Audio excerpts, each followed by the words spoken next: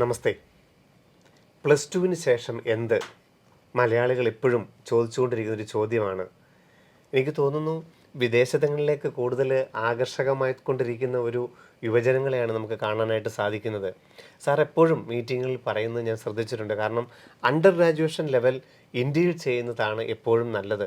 Post graduation level വേണമെങ്കിൽ നിങ്ങളുടെ പാഷനൊക്കെ അനുസരിച്ച് വേണമെന്നുണ്ടെങ്കിൽ കൂടുതൽ വേണമെങ്കിൽ വിദേശങ്ങളെ ആശ്രയിക്കാം. അണ്ടർ ഗ്രാജുവേഷൻ ലെവൽ നമുക്ക് ഇന്ത്യയിൽ ചെയ്യണമെങ്കിൽ അതാണോ നല്ലത്? അതിനനുസരിച്ചുള്ള പ്ലസ് ടുവിന് ശേഷം അവർക്ക് തിരഞ്ഞെടുക്കാൻ സാധിക്കുന്ന എൻട്രൻസുകൾ, അതിനെക്കുറിച്ച് സാറൊന്ന് പറഞ്ഞു തരാമോ? നമ്മൾ ഇന്ത്യയിൽ തന്നെ ചെയ്യുന്നതാണ് ഞാൻ എപ്പോഴും പ്രോത്സാഹിപ്പിക്കുന്നത്. അതിന് പല കാരണങ്ങളും നമ്മൾ പറയാറുണ്ട്, അല്ലെങ്കിൽ ഞാനത് പറയാറുണ്ട്. കുട്ടികൾ 17-18 വയസ്സ് കൊണ്ട് ഒരു മച്യൂരിറ്റിയിലോട്ടൊന്നും ഒരിക്കലും എത്തി കാണുന്നില്ല. പിന്നെ നമുക്ക് കൃത്യമായിട്ട് ഒരു ഐഡിയ, ഇപ്പോൾ പ്ലസ് ടുവിൽ സയൻസ് എടുത്ത കുട്ടിയെ സംബന്ധിച്ച് അവന് 4 സബ്ജക്റ്റ് പഠിക്കുന്നുണ്ട്.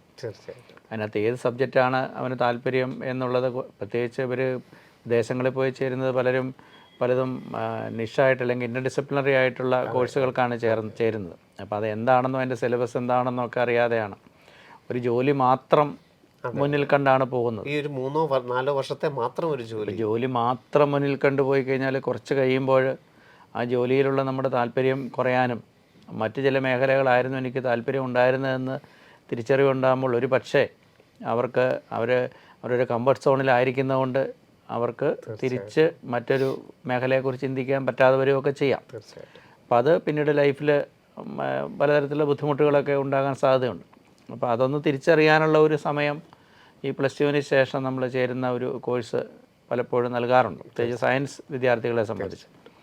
അപ്പോൾ അതുകൊണ്ട് നമുക്ക് ഇവിടെ തന്നെ അണ്ടർ ഗ്രാജുവേഷൻ നല്ല ഒരു രീതിയിൽ ചെയ്യാൻ പറ്റുമെങ്കിൽ തീർച്ചയായിട്ടും അതിനുള്ള ഒരു അന്തരീക്ഷം ഇപ്പോൾ നമ്മുടെ ഉണ്ട് താനും. മിടുക്കരായ കുട്ടികൾ ഇന്ത്യയിൽ തന്നെയാണ് UG പ്രോഗ്രാം ചെയ്യുന്നത്, അങ്ങനെയാണ് കണ്ടുവരുന്നത്. അതിനുള്ള എല്ലാ രീതിയിലും യൂണിവേഴ്സിറ്റികളിൽ പോലും ആ രീതി പഠിക്കാനുള്ള അവസരങ്ങളായി കഴിഞ്ഞു. തീർച്ചയായിട്ടും. അപ്പോൾ എക്സാമിനേഷൻസ് അറിയുവെച്ച എൻട്രൻസ് എക്സാമിനേഷൻസ് നമ്മൾ ഏറ്റവും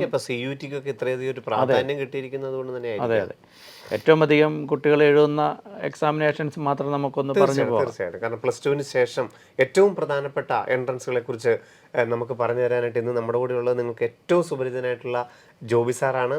അപ്പോൾ പ്ലസ് ടുവിന് ശേഷമുള്ള ഏറ്റവും പ്രധാനപ്പെട്ട എൻട്രൻസുകളെ എഞ്ചിനീയറിംഗ് മേഖലയിലും മെഡിക്കൽ മേഖലയിലും അതുപോലെ ഡിഗ്രി റിസർച്ച് മേഖലയിലുള്ളതിനെ ഏറ്റവും ചുരുങ്ങിയ സമയത്ത് ഒന്ന് പറഞ്ഞു നൽകാം.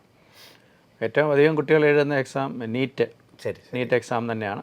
നീറ്റ് എക്സാം നമുക്കറിയാം, മെഡിക്കൽ കോഴ്സുകൾ MBBS മുതൽ മെഡിക്കൽ അലൈഡ് കോഴ്സുകൾ ഏത് വിഭാഗം, അത് ഈവൻ BSc നഴ്സിങ്ങിനും നമുക്കിപ്പോൾ അത് തന്നെ ആയിക്കഴിഞ്ഞു. ആ രീതി തന്നെ നമുക്ക് ചിന്തിക്കാം. അപ്പോൾ അങ്ങനെ മെഡിക്കൽ റിലേറ്റഡ് ആയിട്ടുള്ള എല്ലാ പ്രോഗ്രാമുകൾക്കും വേണ്ടി ഒരൊറ്റ examination plus 1 plus 2 physics, chemistry, biology, English main subject ആയിട്ട് എടുത്ത് 50% മാർക്ക് എഴുതാവുന്ന പെൻ ആൻഡ് പേപ്പർ മോഡിൽ പോകുന്ന എക്സാമാണ്. അതാണ് നമുക്ക് ഒന്നാമത്തെ എക്സാമാണ്. രണ്ടാമത്തെ ഏറ്റവും അധികം കുട്ടികൾ എഴുതുന്ന എക്സാമാണ് നമ്മുടെ JEE മെയിൻ എക്സാം. എഞ്ചിനീയറിംഗിൽ ഇന്ത്യയിലെ ഏറ്റവും ടോപ്പായിട്ടുള്ള NITകളിലേക്കും IIITകളിലേക്കും ഗവൺമെൻറ് ഫണ്ട് ടെക്നിക്കൽ ഇൻസ്റ്റിറ്റ്യൂഷനുകളിലേക്കും പിന്നെ മറ്റു ചില സ്ഥാപനങ്ങളൊക്കെ ഇതിൻ്റെ ബേസിൽ അഡ്മിഷൻ നടക്കുന്നുണ്ട്. ഇതിൻ്റെ അടുത്ത ഒരു ലെവലാണ് JEE അഡ്വാൻസ്ഡ്. അത് എഴുതുന്ന കുട്ടികളുടെ എണ്ണം കുറവാണ്. അത് ഈ ഒരു സ്ക്രീനിങ് ടെസ്റ്റ് എന്ന രീതിയിലാണ് ഇതിന് JEE മെയിൻ വരുന്നത്. അപ്പോൾ അവിടെ നിന്നാണ് IITകളിലേക്ക് പോകുന്നത്. പിന്നെ മൂന്നാമത് ഏറ്റവും അധികം കുട്ടികൾ എഴുതുന്നൊരു എക്സാം കോമൺ യൂണിവേഴ്സിറ്റി എൻട്രൻസ് ടെസ്റ്റാണ്, CUET. ഇന്ത്യയിലെ ഏറ്റവും പ്രധാനപ്പെട്ട സെൻട്രൽ യൂണിവേഴ്സിറ്റികളിലേക്കും മറ്റു ചില സ്റ്റേറ്റ് യൂണിവേഴ്സിറ്റികളിലേക്കും പ്രൈവറ്റ് യൂണിവേഴ്സിറ്റികളിലേക്കും ഒക്കെയുള്ള പൊതുവായിട്ടുള്ളൊരു പരീക്ഷയാണ്. ഒരുപാട് കുട്ടികൾ അങ്ങനെ ഇപ്പം മെഡിസിൻ, എഞ്ചിനീയറിംഗ് സെക്ടർ താല്പര്യമില്ലാത്ത കുട്ടികൾ ഓപ്റ്റ് ചെയ്യുന്ന ഏറ്റവും പ്രധാനപ്പെട്ട ഒരു എക്സാമാണ്. ഇനി നാലാമത്തെ ഒരു എക്സാം നമുക്ക് പറയാവുന്ന ISER ആപ്റ്റിറ്റ്യൂഡ് ടെസ്റ്റാണ്. റിസർച്ച് ഓറിയൻറ്റേഷനുള്ള കുട്ടികൾ തീർച്ചയായിട്ടും എഴുതിയിരിക്കേണ്ട ഒരു പരീക്ഷയാണ്. ISERകളിലേക്കും ഇന്ത്യൻ ഇൻസ്റ്റിറ്റ്യൂട്ട് ഓഫ് സയൻസിലേക്കും അതുപോലെ IIT മദ്രാസിൻ്റെ പുതിയ മെഡിക്കൽ സയൻസ് ആൻഡ് എഞ്ചിനീയറിംഗ് പ്രോഗ്രാമിലേക്കും ഒക്കെയുള്ള അഡ്മിഷൻ. അതിന് ഫിസിക്സും കെമിസ്ട്രി, മാത്സും ബയോളജി എല്ലാം ഉണ്ടാവും, എല്ലാം വരുന്നുണ്ട്. ഇനി നമുക്ക് ഇതൊക്കെയാണ് നമുക്ക് ദേശീയ തലത്തിലുള്ള ഏറ്റവും പ്രധാനപ്പെട്ട മാത്രമാണ് ഞാൻ ഉദ്ദേശിച്ചത്. ഇനി നമ്മൾ കേരളത്തിലേക്ക് വന്നു കഴിഞ്ഞാൽ കേരളത്തിലെ മെഡിക്കൽ സ്ട്രീം ഇന്ത്യ മൊത്തം നമ്മൾ പറഞ്ഞ നീറ്റാണ്. കേരളത്തിലും അത് തന്നെയാണ് വരുന്നത്. പിന്നെ ഈ കോമൺ യൂണിവേഴ്സിറ്റി എൻട്രൻസ് ടെസ്റ്റ് എഴുതുമ്പോൾ അഗ്രികൾച്ചർ മേഖലകളിലേക്കുള്ള കുറേ സീറ്റുകൾ ICAR-ൻ്റെ പ്രോഗ്രാമുകൾ അതിനകത്ത് പെട്ടുപോവുകയാണ് ചെയ്യുന്നത്. കേരളത്തെ സംബന്ധിച്ച് നമുക്കുള്ള എഞ്ചിനീയറിങ്ങിന് കേരളത്തിലെ ഗവൺമെൻറ് അതുപോലെ സെമി ഗവൺമെൻറ് സെൽഫ് ഫൈനാൻസിങ് എല്ലാ എഞ്ചിനീയറിംഗ് കോളേജുകളിലേക്കുള്ള അഡ്മിഷന് വേണ്ടിയിട്ടാണ് കേരള എഞ്ചിനീയറിംഗ് ആർക്കിടെക്ചർ മെഡിസിൻ കീമിൽ നമ്മൾ പരീക്ഷ എഴുതേണ്ടത് എഞ്ചിനീയറിങ്ങിന് അഡ്മിഷൻ കിട്ടാൻ വേണ്ടി. മെഡിസിനും ആർക്കിടെക്ചറിനും താല്പര്യമുള്ള കുട്ടികൾ കീമിൽ രജിസ്റ്റർ ചെയ്താൽ മതി. കീം ഒരു എക്സാം നടത്തുന്നത് എഞ്ചിനീയറിങ്ങിന് വേണ്ടിയാണ്. അപ്പോൾ എഞ്ചിനീയറിംഗ് എക്സാമിനേഷൻ എഴുതാൻ അല്ലെങ്കിൽ എഞ്ചിനീയറിങ്ങിന് പോകാൻ താല്പര്യമുള്ള കുട്ടികൾ തീർച്ചയായിട്ടും കീം എക്സാം ചെയ്യണം. പിന്നെ കേരളത്തിലൊരു എഞ്ചിനീയറിംഗ് മേഖലയിലേക്കാണ് ഒരു പറയപ്പെടുന്ന ഒരു എക്സാം നമുക്ക് ഉള്ളത്. കൊച്ചിൻ യൂണിവേഴ്സിറ്റികളിലേക്ക് നടക്കുന്ന കുസാറ്റിൻ്റെ ക്യാറ്റ് ഈ ഒരു എക്സാമാണ്. അതപ്പോൾ ഒരു ഒറ്റ ഇൻസ്റ്റിറ്റ്യൂഷൻ മാത്രമേ ഉള്ളൂ. അവരുടെ 2 ക്യാമ്പസുകളേ ഉള്ളൂ. അപ്പോൾ സീറ്റുകളുടെ എണ്ണത്തിലും ഒക്കെ അവിടെ അധികമില്ല, കുറവുണ്ട്. നമുക്ക് പ്രധാനമായിട്ടും ഇതൊക്കെയാണ് നമുക്ക് പറയാവുന്നത്. അപ്പോൾ ഇതിനകത്ത് നമ്മുടെ കുട്ടികൾ ഫോക്കസ് ചെയ്യേണ്ടത് ഈ പറഞ്ഞ ജെഇ അഡ്വാൻസിലും ജെഇ മെയിനും ഒക്കെയാണ് തീർച്ചയായിട്ടും. അതിന് പക്ഷേ നമുക്ക് കുറേ ടൈം എടുക്കണം. ഒരു 3 വർഷം, മിനിമം 3 വർഷത്തെ ഒരു വർക്ക് ഉള്ള ഒരു കുട്ടിക്കാണ് പൊതുവെ ജെഇ അഡ്വാൻസ്ഡ് ക്രാക്ക് ചെയ്യാൻ പറ്റുന്നത്. അത് പെട്ടെന്ന് ഓടി വന്ന് ഇത് ഒന്ന് ക്രാക്ക് ചെയ്യാൻ പറ്റുന്ന ഒരു എക്സാം അല്ല. അത് കുട്ടികൾ നേരത്തെ തന്നെ അത് മനസ്സിലാക്കേണ്ട കാര്യം. അവിടെയാണ് എനിക്ക് തോന്നുന്നു ഈ മലയാളികൾ അല്പമെങ്കിലും മാറി നിൽക്കുന്നില്ലെന്ന് സാറിന് എപ്പോഴും ഒരു അല്പമെങ്കിലും സങ്കടത്തോടു കൂടി. കാരണം സാറ് IITയുടെ കാര്യത്തിൽ ഏറ്റവും അധികം റിസർച്ച് നടത്തുകയും അതിൻ്റെ കോളേജുകളെക്കുറിച്ചും കോഴ്സുകളെക്കുറിച്ചും സാധ്യതകളെക്കുറിച്ചും മനസ്സിലാക്കി നമ്മളോട് വർക്ക് സഹകരിച്ചുകൊണ്ടിരിക്കുന്നതാണ് ജോബി സാറ്. അപ്പം ആ കാര്യത്തിൽ ഈ +2 ശേഷം മാത്രം ജെഇ അഡ്വാൻസിന് ഫോക്കസ് ചെയ്ത് കഴിഞ്ഞാൽ നമുക്ക് ചിലപ്പോൾ എത്തിപ്പെടാൻ പറ്റാതെ പോകുന്നുണ്ട് അതിൽ. അല്ലെങ്കിൽ അത്രമേൽ ബ്രൈറ്റ് ആയിട്ടുള്ള കുട്ടികളൊക്കെ ആണെങ്കിൽ ഒരു പക്ഷേ സാധിച്ചെന്നിരിക്കും. പക്ഷേ ഒരു 3 വർഷത്തെ ഒരു പഠനം, ഒരു 10, 11, 12 ആ ഒരു രീതിയിൽ തന്നെ ഒന്ന് പഠിച്ചോ ഉണ്ടാവണം. എങ്കിലേ ജെഇ അഡ്വാൻസ്ഡിലേക്ക് എത്താൻ പറ്റുള്ളൂ. ജെഇ മെയിൻ ഒരു പക്ഷേ കാരണം ജെഇ മെയിനിൽ ക്വസ്റ്റ്യൻസ് ഒക്കെ റിപ്പീറ്റ് ചെയ്യാനുണ്ട്. നമുക്ക് ഏകദേശം പ്രെഡിക്റ്റ് ചെയ്യാനൊക്കെ പറ്റുന്നുണ്ട് ക്വസ്റ്റ്യൻസ് എവിടെ നിന്നൊക്കെ വരാം. അപ്പോൾ നമ്മൾ ഓരോ സബ്ജക്റ്റ് എടുത്തു കഴിഞ്ഞപ്പം കെമിസ്ട്രി എടുക്കുന്നെങ്കിൽ നമുക്കറിയാം ഓർഗാനിക് കെമിസ്ട്രി എന്നും അതുപോലെ കോർഡിനേഷൻ കെമിസ്ട്രി എന്നൊക്കെ അത് നമ്മൾ ക്വസ്റ്റ്യൻസ് ഇപ്പോൾ ഓരോ വർഷവും നടക്കുന്ന എക്സാമുകളുടെ എണ്ണവും വളരെ കൂടുതലാണ്. കഴിഞ്ഞ വർഷം 24 ജെഇ മെയിൻ എക്സാമാണ് നടന്നത്. അപ്പോൾ നമുക്ക് ക്വസ്റ്റ്യൻസിനെ കുറിച്ചൊക്കെ പ്രഡിക്ഷൻസ് ഒക്കെ പോസിബിളാണ്. അതുകൊണ്ട് ജെഇ മെയിൻ ഒരു പക്ഷേ സാധിച്ചെന്നിരിക്കും. പക്ഷേ ജെഇ അഡ്വാൻസ്ഡ് അത് അത്ര എളുപ്പമുള്ള കാര്യമല്ല, ഫോക്കസ് ചെയ്യണം. അപ്പോൾ നമുക്കത് തൽക്കാലത്തേന് അങ്ങോട്ട് മാറ്റി വെക്കാം, പെട്ടെന്ന് നമ്മൾ പറഞ്ഞിട്ട് കാര്യമില്ല. അങ്ങനെയാണെങ്കിൽ ഈ വർഷം ബോർഡ് എക്സാമിന് തയ്യാറെടുക്കുന്നവർ 2024 ബോർഡ് എക്സാം തയ്യാറെടുക്കുന്നവർക്ക് എന്തിനു വേണ്ടിയിട്ടായിരിക്കാം അവർ ഇനിയൊരു പരിശീലന പദ്ധതിയിലൂടെ ഈ എക്സാമുകളെല്ലാം ഒന്ന് എഴുതി നോക്കണമെന്ന് പറയാറുണ്ട്? കാരണം ഇപ്പം ഇതുവരെ ഒരു പ്രത്യേകിച്ച് ഫോക്കസ് ഒന്നും അല്ലായിരിക്കാം. എഞ്ചിനീയറിംഗോ മെഡിക്കലിനോ ഒന്നും അവർ ഫോക്കസ് ചെയ്താതെ +1 +2 ഏറ്റവും നന്നായിട്ട് പഠിക്കുക, ഏറ്റവും നല്ല മാർക്ക് +2 മേടിക്കുക എന്നുള്ളത് തന്നെ കുറേ അധികം പേർക്കൊരു ആഗ്രഹമുണ്ട്. പക്ഷേ നമ്മൾ എപ്പോഴും പറയാറുണ്ട് 2024 +2 കഴിയുമ്പോഴുള്ള എക്സാമുകൾ എഴുതിയെങ്കിൽ മാത്രമേ അവരുടെ പാഷൻ അറിയണം, സിലബസ് അറിയണം, എക്സാമിൻ്റെ രീതികൾ അറിയണം. അങ്ങനെ പല ഘടകങ്ങളുണ്ട്. എന്തായിരിക്കാം ആ ഒരു 2024 എക്സാമുകൾ ഒന്ന് എഴുതി നോക്കണമെന്ന് പറയാനുള്ള ഏറ്റവും പ്രധാന കാരണം എന്ത് തന്നെയായിരിക്കാം? നമ്മൾ ഈ കുട്ടികളെ ഈ പരീക്ഷയെ വേണ്ട ഒരു സീരിയസ്നെസ്സോടുകൂടി കാണുന്നില്ല എന്നുള്ളതിനൊരു ഉദാഹരണം ഞാൻ ആദ്യമേ തന്നെ പറയാം. കഴിഞ്ഞ 2023 നമ്മുടെ കീം കേരളത്തിലെ എഞ്ചിനീയറിംഗ് കോളേജുകളിലേക്കോട്ട് അഡ്മിഷന് വേണ്ടി നടത്തുന്ന കീം പരീക്ഷ എഴുതിയത് ഏകദേശം 81,000 കുട്ടികൾ രജിസ്റ്റർ ചെയ്ത് 81,000 കുട്ടികൾ എഴുതി. അതിനകത്ത് ക്ലിയർ ചെയ്തത് 54,000 കുട്ടികൾ മാത്രമാണ്. അതായത് 81,000 കുട്ടികൾ എഴുതുന്നതിൽ 54,000 കുട്ടികൾ മാത്രമേ പരീക്ഷയിൽ വിജയിച്ചിട്ടുള്ളൂ എന്ന് പറഞ്ഞാൽ ഒരു കട്ട് ഓഫ് റാങ്ക് ലിസ്റ്റ് പെട്ടിട്ടുള്ളൂ. അതായത് 3-1 കുട്ടികൾ ഓട്ടോമാറ്റിക്കലി ഔട്ടായി. അവർക്ക് അതാണ് അവർക്ക് അതിനകത്ത് ഈ ഒരു റാങ്ക് ലിസ്റ്റിൽ പെടുവാനേ സാധിച്ചില്ല. അവരേതായാലും ഈ ഒരു പരീക്ഷയ്ക്ക് രജിസ്റ്റർ ചെയ്തതും ഫീസ് അടച്ചതും പരീക്ഷ എഴുതിയതുമെല്ലാം എഞ്ചിനീയറിംഗിന് അഡ്മിഷൻ കിട്ടും, സയൻസ് ഓടിക്കുന്ന കുട്ടികളാണ് എന്ന് നമുക്കറിയാം. എഞ്ചിനീയറിംഗ് അഡ്മിഷൻ കിട്ടാൻ വേണ്ടിയാണ് ചെയ്തിരിക്കുന്നത്. അപ്പോൾ ഇത്രയും കുട്ടികൾ റാങ്ക് ലിസ്റ്റിൽ പോലും പെട്ടിട്ടില്ല. അപ്പോൾ അവിടെ സാറ് പറഞ്ഞ പോലെ നമ്മൾ ആ റാങ്ക് ലിസ്റ്റ് എന്ന് പറയുമ്പോൾ അവിടെ നമ്മൾ ശ്രദ്ധിക്കേണ്ടത് 960 സ്കോർ, 480 ഫിസിക്സ് കെമിസ്ട്രിയും 480 മാത്തമാറ്റിക്സും. ഈ 480 ഫിസിക്സ് കെമിസ്ട്രിയിൽ 10 മാർക്ക് കിട്ടുന്ന കുട്ടി ക്വാളിഫൈഡായി എന്ന് പറഞ്ഞാൽ അവൻ 3 ക്വസ്റ്റ്യൻ പോലും ചെയ്യണ്ട. ഇനി അവനൊരു 5 ക്വസ്റ്റ്യൻ ചെയ്തെന്ന് വിചാരിക്കാം, അതിനകത്ത് 2 തെറ്റിപ്പോക്കോട്ടെ, അവൻ 5 ആകെ ചെയ്തുള്ളൂ, 2 തെറ്റിപ്പോക്കോട്ടെ, 120 ക്വസ്റ്റ്യൻ ഉള്ളതാണ്. 120 ക്വസ്റ്റിനകത്ത് അവൻ ആകെപ്പാടെ 5 ചെയ്തു. ഓക്കെ, അതിനകത്ത് 2 തെറ്റി, എന്നാലും കുട്ടി ക്വാളിഫൈഡാണ് റാങ്ക് ലിസ്റ്റ്. അതുപോലെ തന്നെയാണ് അടുത്ത പേപ്പർ മാത്തമാറ്റിക്സിൻ്റെ പേപ്പറും. അപ്പോൾ ഈ ഒരു മാർക്ക് പോലും കിട്ടാത്ത കുട്ടികളുടെ എണ്ണമാണ് ഞാൻ സൂചിപ്പിച്ച 27,000 കുട്ടികൾ. തീർച്ചയായിട്ടും അപ്പം അത്രയും അധികം കുട്ടികൾ പുറത്ത് പോയിട്ടുണ്ട്. അത് തന്നെ. അപ്പോൾ നമ്മുടെ അവസ്ഥ ഈ കുട്ടികളിലെ നമ്മുടെ +2 മാർക്ക് പരിശോധിച്ചാൽ മിക്കവാറും ഇവർ 70-80 എന്നുള്ള ഫുൾ A+ വാങ്ങിയ കുട്ടികളും ഈ കൂടെ ഉണ്ട് എന്നുള്ളത് സത്യമാണ്. ഒരു അധ്യാപകൻ എന്നുള്ള നിലയ്ക്ക് നമുക്ക് വേദന ഉണ്ടാക്കുന്ന ഒരു സയൻസ് അധ്യാപകൻ എന്നുള്ള രീതിയിൽ നമുക്ക് വേദന ഉണ്ടാക്കുന്ന കാര്യം തന്നെയാണ്. കാരണം അത്രയും കുട്ടികൾ ഈ പറയുന്ന +2 ഇത്രയും മാർക്ക് വാങ്ങുകയും സമയം കേരളത്തിലെ എഞ്ചിനീയറിങ്ങിന് വേണ്ടിയിട്ടാണ്, ഓൾ ഇന്ത്യ തലത്തിലുള്ള എക്സാം അല്ല, നമ്മുടെ കോളേജുകളിൽ കുട്ടികളെ ഫില്ല് ചെയ്യാൻ വേണ്ടി നടത്തിയൊരു എക്സാമാണ്. അതിന് ഒരു ലിസ്റ്റിൽ പോലും പെടാതെ ഇത്തരം കുട്ടികൾ സയൻസ് പഠിച്ച കുട്ടികൾ ഔട്ടായെന്നുള്ളത് മാർക്ക് പോലും മേടിക്കാൻ പറ്റാത്തത് കൊണ്ടാണ് 27,000 പേരോളം എഞ്ചിനീയറിംഗ് റാങ്ക് ലിസ്റ്റിൽ കടന്നുകൂടാൻ കഴിയാതെ പോയത്. അപ്പം ആ ഒരു അവസ്ഥയ്ക്ക് കാരണം ഒരല്പം പോലും ഫോക്കസ് ചെയ്യാതെ നമ്മൾ ആ എക്സാമിന് ഒരു ആപ്ലിക്കേഷൻ ചെയ്തിട്ട് ഒട്ടും ശ്രദ്ധിക്കാത്തത് പോയത് തന്നെയാണ് നമുക്ക് ആ മിനിമം സ്കോർ പോലും നമുക്ക് എത്തിപ്പെടാൻ സാധിക്കാത്തത്. എഞ്ചിനീയറിംഗ് മേഖലയിൽ സീറ്റുകൾ ഒഴിവുകൾ ഉണ്ടായിരുന്നു താനും, ഏകദേശം അതിനടുത്ത് സീറ്റുകൾ ഒഴിവുണ്ടായിരുന്നു താനും. ഒരുപാട് സീറ്റ് ഒഴിവുകളുണ്ട്. കാരണം സാറ് പറഞ്ഞ പോലെ ഇതിനിവിടെ സംഭവിച്ചത് ഇവർ +2 എങ്ങനെയെങ്കിലും മാർക്ക് കിട്ടട്ടെ, മാക്സിമം മാർക്ക് മേടിക്കാമെന്ന ആ രീതിയിൽ തന്നെ ഫോക്കസ് ചെയ്തുകൊണ്ട് അവർ പോകുന്നു. അതേസമയം നമുക്കറിയാം ഇത് ഒബ്ജക്റ്റീവ് ടൈപ്പ് ക്വസ്റ്റ്യനാണ്, നെഗറ്റീവ് മാർക്കിംഗ് കൊണ്ട് ഒരു പക്ഷേ ഇവരെല്ലാ ക്വസ്റ്റിനും ആൻസർ ചെയ്യുമോ അങ്ങനെ എന്തെങ്കിലുമൊക്കെ ചെയ്യുന്നുണ്ടായിരിക്കും. അപ്പോൾ ഈ ഒരു പരീക്ഷ ഒരു തവണ പോലും ഒന്ന് ട്രൈ ചെയ്യാതെ എന്താണെന്ന് പോലും അറിയാതെ പോയി എഴുതിയ കുട്ടികളായിരിക്കും നല്ല ശതമാനം കുട്ടികൾ. അതുകൊണ്ടാണ് സംഭവിച്ചു പോകുന്നത്. കാരണം ഈ ഫീസിൻ്റെ കാര്യം നോക്കുകയാണെങ്കിൽ നമുക്ക് കേരള എഞ്ചിനീയറിംഗ് വെച്ചിട്ട് നമുക്ക് പോവുകയാണെങ്കിൽ നമ്മുടെ കയ്യിൽ ഒതുങ്ങുന്ന, ഇപ്പോൾ ഗവൺമെൻറ് മേഖലയാണെങ്കിൽ 9,000 രൂപ മാത്രമേ ഫീസുള്ളൂ. അർദ്ധ സർക്കാർ മേഖലയാണെങ്കിലും സ്വകാര്യ മേഖലയാണെങ്കിൽ പോലും ഏതൊരു കുടുംബത്തിനും അഫോർഡ് ചെയ്യാൻ പറ്റുന്ന ഫീസിൽ നമുക്ക് ഇവിടെ കേരള എഞ്ചിനീയറിംഗ് പഠിക്കാനുള്ള ഒരു സാഹചര്യമുണ്ട്. ഇവിടെയാണ് ക്രാഷ് കോഴ്സിൻ്റെ ഒരു സാഹചര്യം നിങ്ങൾ മനസ്സിലാക്കേണ്ടത്. നിങ്ങൾക്ക് നിങ്ങളുടെ പാഷൻ എന്തായിരിക്കാം, നിങ്ങളുടെ ആഗ്രഹം എന്തായിരിക്കാം, അല്ലെങ്കിൽ നിങ്ങൾക്ക് +2 ശേഷം എന്ത് പോകണം എന്നുള്ളതിനെക്കുറിച്ചൊന്നും ചിലപ്പോൾ നിങ്ങൾ തീരുമാനിച്ചിട്ടുമില്ലായിരിക്കാം. പക്ഷേ നിങ്ങൾക്ക് എവിടെയാണ് എത്തിപ്പെടേണ്ടതെന്നുള്ളതിനൊരു തിരിച്ചറിവെങ്കിലും ഉണ്ടാകണമെങ്കിൽ നിങ്ങൾ 2024 എൻട്രൻസുകൾ എഴുതണം. അങ്ങനെ എഴുതണമെങ്കിൽ അതിന് ഇനിയുള്ള സമയം 3 മാസക്കാലം അല്ലെങ്കിൽ 4 മാസക്കാലം ഒരു പഠനം, ഒരു പരിശീലനം അതിൻ്റെ ആവശ്യമുണ്ട്.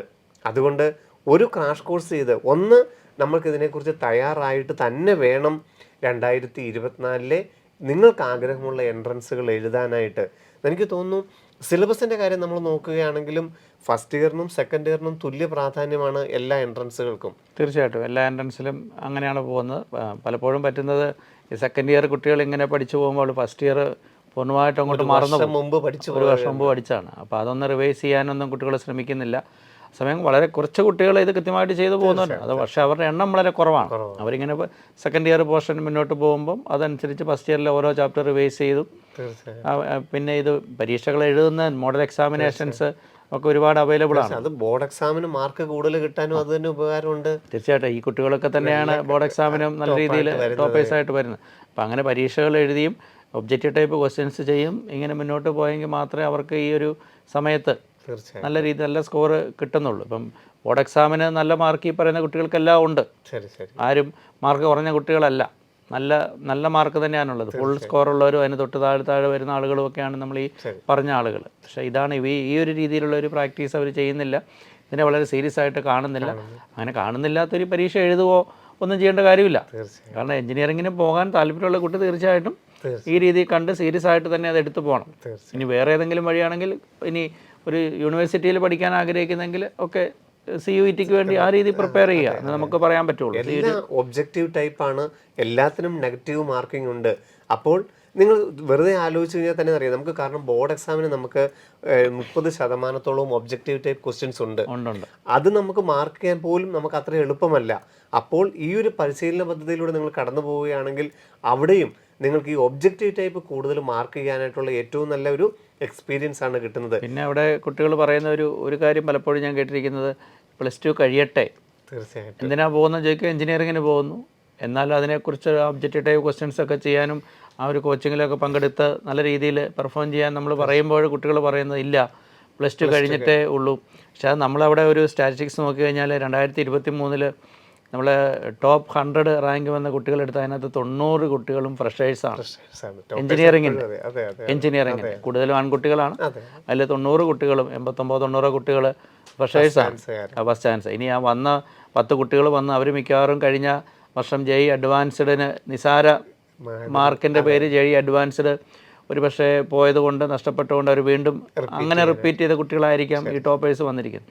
അപ്പോൾ അതുകൊണ്ട് നമ്മൾ ഈ പഠിച്ചു പോകുന്നതിൻ്റെ കൂടെ തന്നെ കൃത്യമായിട്ട് ചെയ്തു പോകുന്നതാണ് നല്ല. റിപ്പീറ്റ് എന്നുള്ള ഒരു വാക്ക് അത് എന്തോ ഒരു താല്പര്യപൂർവ്വം അങ്ങനെ വളരെ സീരിയസ് ആയിട്ട് കുട്ടികൾ പറയുന്നത് തെറ്റിദ്ധാരണ പുറത്തുണ്ട്. കാരണം ഇപ്പം JEE മെയിൻ 3 ചാൻസ് ആണെന്നുള്ളതുകൊണ്ട് അങ്ങനെയാണെങ്കിൽ ഇപ്പോൾ ഈ +2ൻ്റെ കൂടെ ഞാൻ പഠിക്കാതിരുന്നു കഴിഞ്ഞാൽ എനിക്ക് പിന്നീട് ഒരു ചാൻസ് കിട്ടും. ഐസറിന് 2 ചാൻസേ ഉള്ളൂ. അപ്പം ഞാൻ ഇപ്പോൾ എഴുതി കഴിഞ്ഞാൽ എനിക്കൊരു ചാൻസ് പോകും. നീറ്റിനാണെങ്കിൽ അങ്ങനെ ഒരു തെറ്റിദ്ധാരണയും ഉണ്ടോ എന്ന് എനിക്ക് സംശയമുണ്ട്. +2വിന് ശേഷം നമുക്ക് ഈ JEE മെയിൻ്റെ ആണെങ്കിലും JEE അഡ്വാൻസ്ഡിൻ്റെ ആണെങ്കിലും ഐസറിൻ്റെ ഒക്കെ ആണെങ്കിലും +2 പഠിക്കുന്ന വർഷം തൊട്ടടുത്ത വർഷം അങ്ങനെയാണ്. എത്ര അറ്റംപ്റ്റ് എന്നുള്ളതല്ല കണക്കാക്കുന്നത്. നിങ്ങൾ +2ൻ്റെ സമയത്ത് പഠിച്ച് എഴുതിയില്ലെങ്കിൽ പോലും അത് നിങ്ങളുടെ ഒരു വർഷത്തെ ഒരു ചാൻസ് പോയി. പിന്നെ ഒരു ചാൻസ് മാത്രമേ ഉള്ളൂ. JEE മെയിന് ഒരു ചാൻസും കൂടി ഉണ്ട്. പക്ഷേ JEE അഡ്വാൻസ്ഡിനും ഐസറിനും ആ +2 കഴിഞ്ഞിട്ട് ഒരു വർഷം കൂടെ മാത്രമേ സാധിക്കുകയുള്ളൂ. നീറ്റിനാവട്ടെ ഇങ്ങനെ ഒരു ചാൻസ് എന്നേ ഇല്ല. മിനിമം 17 വയസ്സായി കഴിഞ്ഞാൽ എത്ര പ്രാവശ്യം വേണമെങ്കിലും നീറ്റ് അറ്റൻഡ് ചെയ്യാം. അപ്പോൾ നിങ്ങൾ +2 പഠിക്കുന്ന കൂട്ടത്തിൽ ഈ പരീക്ഷ എഴുതുന്നത് നിങ്ങളിപ്പോൾ എവിടെയാണ് നിൽക്കുന്നത് എന്നുള്ളതിന് തിരിച്ചറിവിന് ഏറ്റവും നല്ലൊരു ഉദാഹരണമാണ്. ഏറ്റവും നമുക്ക് നമ്മളെ തിരിച്ചറിയാൻ പറ്റുന്ന, നമ്മളെ കൊണ്ട് ഇത് പറ്റുമോ എന്ന് അറിയേണ്ടതല്ലേ അല്ലേ? അപ്പോൾ അതിലേക്ക് നമ്മൾ എത്താൻ ചെയ്യണം. മറ്റൊരു കാര്യം, ഇതിന് മുമ്പ് തന്നെ ഇത്തരത്തിലുള്ള പരീക്ഷകൾ എഴുതി പരിശീലിച്ച് വേണം വരാൻ. കാരണം നമ്മൾ ബോർഡ് എക്സാം എഴുതുന്ന ഒരു രീതിയിലുള്ള ഒരു ക്വസ്റ്റ്യൻസും പാറ്റേണും അതല്ല. കോൺസെപ്റ്റുകൾ ക്ലിയർ അല്പം എങ്കിലും ഉള്ള കുട്ടികൾക്ക് ഇത് ആൻസർ ചെയ്യാൻ പറ്റുള്ളൂ. അപ്പോൾ നേരത്തെ തന്നെ ഇങ്ങനെയുള്ള എക്സാമിനേഷൻസ് എഴുതി മോഡൽ പരീക്ഷകൾ എഴുതി വേണം നമ്മൾ ഇതിലേക്ക് എത്താൻ. അങ്ങനെ എത്തുമ്പോൾ നമുക്ക് വളരെ കൂളായിട്ട് തന്നെ നമുക്കിത് ചെയ്യാൻ പറ്റും. ഈ ലിസ്റ്റിൽ നിന്ന് പുറത്താകുന്ന അവസ്ഥയൊന്നും ഉണ്ടാവില്ല. എന്തെങ്കിലും താല്പര്യമുള്ള കുട്ടിക്ക് തീർച്ചയായിട്ടും തരക്കേടില്ലാത്തൊരു റാങ്ക് തന്നെ വാങ്ങാനായിട്ട് സാധിക്കും. പിന്നെ നമുക്ക് ഒബ്ജക്റ്റീവ് ടൈപ്പിൻ്റെ ഒരു ഏറ്റവും പ്രധാനപ്പെട്ട ഒരു പോയിന്റ് നോക്കിയാൽ ഇപ്പോൾ റിപ്പീറ്റേഴ്സിനോട് കൂടുതൽ ചോദിച്ചു കഴിഞ്ഞാൽ പറയുന്നൊരു കാര്യം ടൈം മാനേജ്മെൻറ്റ്.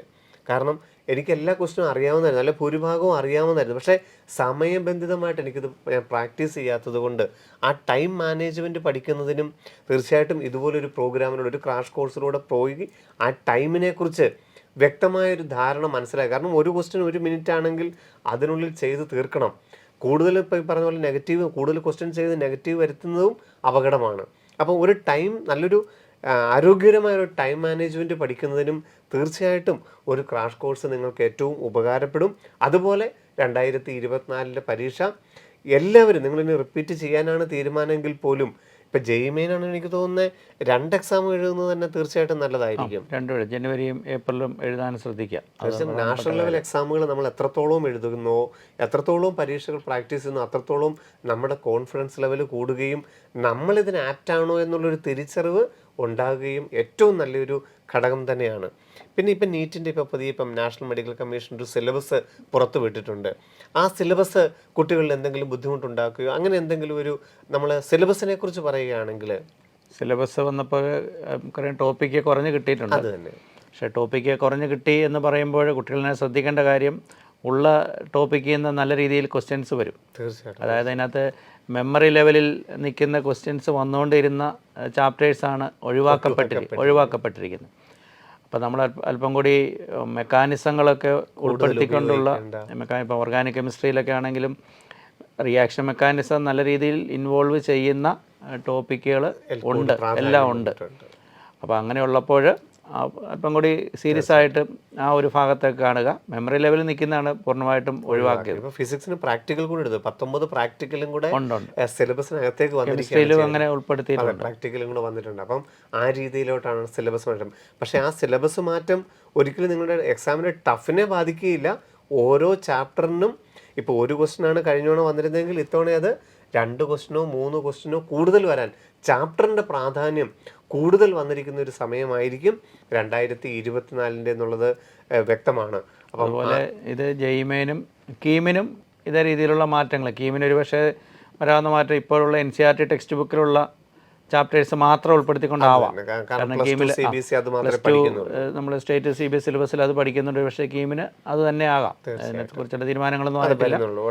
അപ്പോൾ അങ്ങനെയൊക്കെ ആകാം. അപ്പോൾ കൂടുതൽ അല്പം കൂടി ലൈറ്റായിട്ട് നമുക്ക് കണ്ടൻറ്റ് ലെവലിൽ നമ്മളത് കുറയുന്നുണ്ടെങ്കിൽ ഉള്ളത് അല്പം കൂടി സീരിയസ് ആയിട്ട് കോൺസെപ്റ്റുകൾ ക്ലിയറായി പഠിച്ചു പോയി കഴിഞ്ഞാലും നമുക്ക് പഠിക്കുക. അതിനുശേഷം ഈ പറഞ്ഞ രീതിയിൽ ഓരോ കോൺസെപ്റ്റ് ബേസ്ഡ് ആയിട്ടുള്ള ക്വസ്റ്റ്യൻസ്, പ്രോബ്ലം സോൾവ് ചെയ്യും.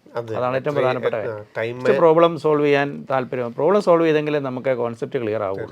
അപ്പം അങ്ങനെ പഠിച്ചു പോയാൽ തീർച്ചയായിട്ടും നല്ലൊരു റാങ്ക് ഈ പറയുന്ന കീമിന് വക. ഇനിപോലെ നീറ്റ് എക്സാം, നീറ്റിനെ സംബന്ധിച്ചും ടോപ്പിക്കൊക്കെ പറഞ്ഞുകൊണ്ട് ഇനിയും സമയമുണ്ട്. അടുത്ത മെയ് മാസം 5-ാം തീയതിയാണ്. കൃത്യമായിട്ട് പ്ലാൻ ചെയ്ത് പോയി കഴിഞ്ഞാൽ നമുക്ക് സാധിക്കാൻ മേലാത്ത കാര്യമൊന്നുമല്ല. നീറ്റ് റിപ്പീറ്റ് ചെയ്തേ കിട്ടൂ എന്നൊക്കെയുള്ള ചില ധാരണകളൊക്കെ ഉണ്ട്.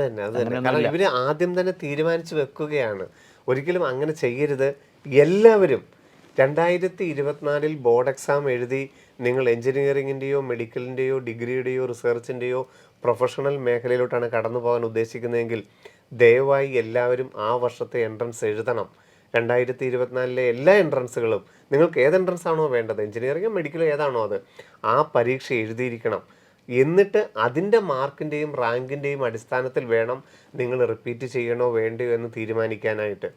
ഏറ്റവും നല്ല രീതിയിൽ 2024 എൻട്രൻസുകൾക്ക് തയ്യാറെടുക്കാൻ വേണ്ടിയിട്ട് തീർച്ചയായിട്ടും അതിനൊരു തയ്യാറെടുപ്പ് വേണം. അങ്ങനെ നമ്മൾ വെറുതെ ഒരു ആപ്ലിക്കേഷൻ കൊടുത്തു നമ്മൾ അന്നത്തെ ദിവസം അവിടെ പോയിരുന്നു പരീക്ഷ എഴുതി എന്നതുകൊണ്ടും ആവില്ല.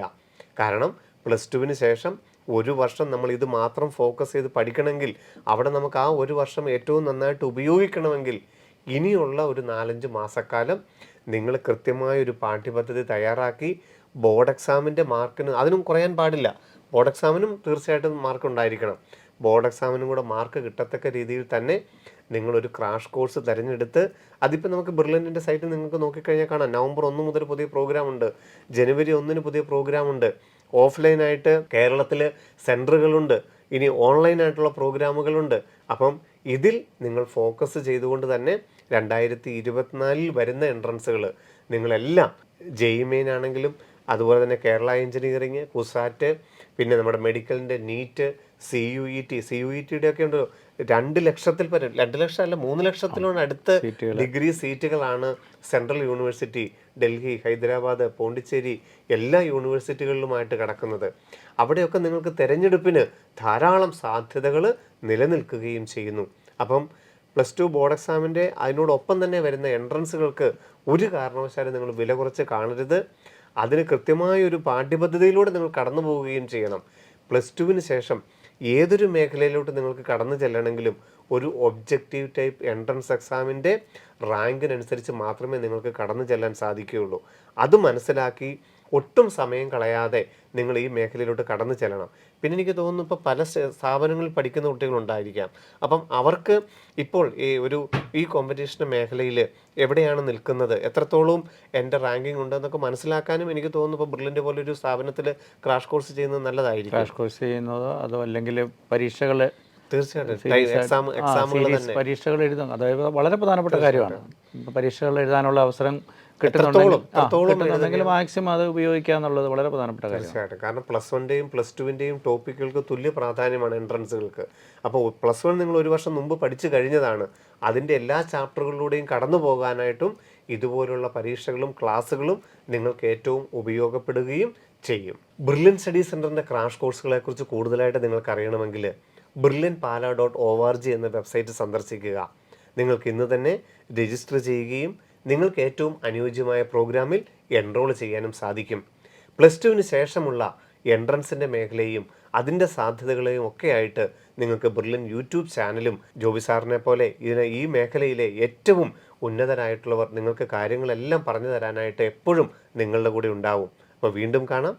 ജോബി സാറിനെയും ഒത്തിരി സ്നേഹത്തോടെ ഓർത്തുകൊണ്ട് നമുക്ക് വീണ്ടും മറ്റൊരു എപ്പിസോഡിൽ വീണ്ടും കാണാം. നന്ദി, നമസ്കാരം. എൻട്രൻസ് സംബന്ധമായ വാർത്തകളും അപ്ഡേഷനുകളും ഏറ്റവും വേഗം ആധികാരികമായി അറിയാൻ ബ്രില്യൻ സ്റ്റഡി സെന്റർ പാല യൂട്യൂബ് ചാനൽ സബ്സ്ക്രൈബ് ചെയ്യുക. ബെൽ ഐക്കൺ അമർത്തുക. ഈ വീഡിയോ മറ്റു സുഹൃത്തുക്കളിലേക്കും ഷെയർ ചെയ്ത് നൽകുക.